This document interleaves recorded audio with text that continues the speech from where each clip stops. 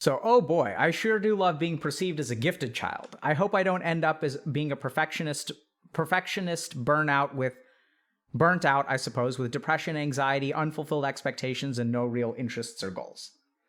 So, this is something that someone cross-posted to our subreddit. You know, it's a meme. We've had a couple of streams about burnout and gifted kids. So today what I'd like to talk to y'all a little bit about is the pathway from gifted child to burnt out perfectionist, as well as sort of the way that society actually sets gifted children up to kind of fail. So I know it's kind of interesting, but when we think about a gifted child, we perceive gifted as an advantage.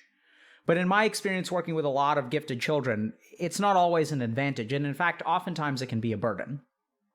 And so I've seen this a lot in our community. I've worked with a lot of people who kind of fall into this category. I suppose I sort of fall into it as well, where I grew up kind of gifted, right? So like school was easy for me. I was told from a very young age that I was smart. I was also kind of held accountable for like not studying, right? They were like, I'd kind of like not study very much and maybe get a B+ or an A-. And my teachers would tell my parents the same thing every single parent-teacher conference. They would always say, well, if Alok just applied himself, he would be the best student in the class.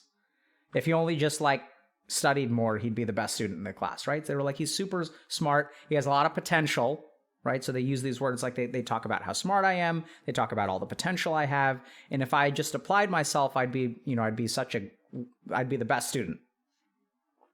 So it's kind of interesting because we perceive giftedness as an advantage.